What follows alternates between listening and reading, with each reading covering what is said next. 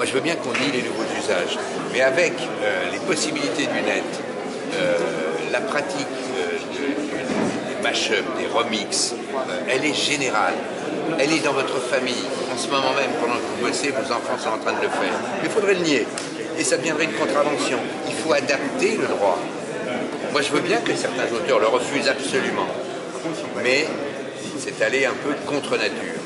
Donc, on propose autant de mettre le droit en accord avec la réalité des usages. Ça ne veut pas dire tout céder aux usages, ça veut dire dialoguer et trouver le bon équilibre.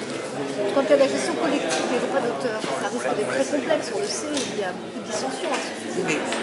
Mais s'ils ne discutent pas, on n'y arrive pas. On ne peut pas juste attendre que le problème devienne cruel. Parce que l'exception culturelle française, dans ses règles, elle date à peu près des années 80 et 90. On ne peut pas juste rester en l'état. Il faut bien tout rediscuter pour pérenniser les principes. C'est vrai que le livre numérique se développe beaucoup moins en France qu'il ne se développe en Angleterre ou aux États-Unis.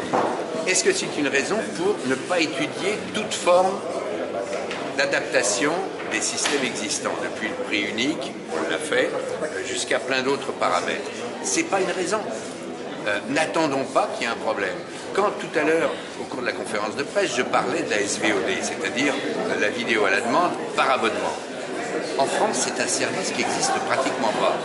Mais dans tous les journaux, dans toutes les radios, dans toutes les télés, on vous dit « Oh là là, vous avez vu, le grand acteur Netflix, un de ces jours, il va débarquer en France. » Il faut attendre qu'il débarque pour qu'on se dise « Ah merde, on ne s'est pas occupé de cette affaire. » Autant développer la SVOD aujourd'hui. Oui, mais ça va remettre en cause les intérêts de Canal, d'autres chaînes, et notamment des chaînes gratuites, etc.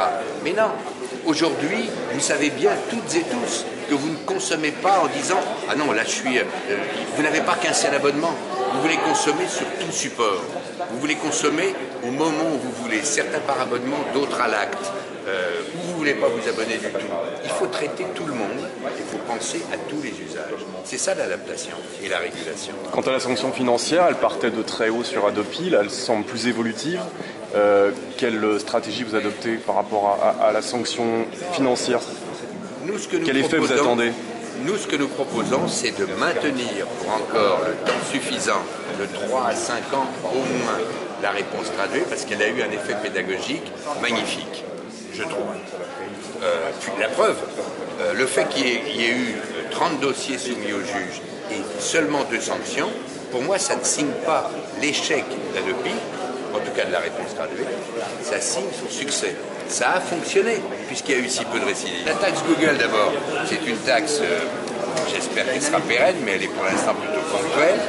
Et je ne pense pas qu'on puisse s'en sortir simplement avec des taxes ponctuelles, en disant on va faire payer Google. Déjà, la situation va évoluer quand en 2015, la TVA sera équitable à travers l'Europe, pour Apple comme pour Google.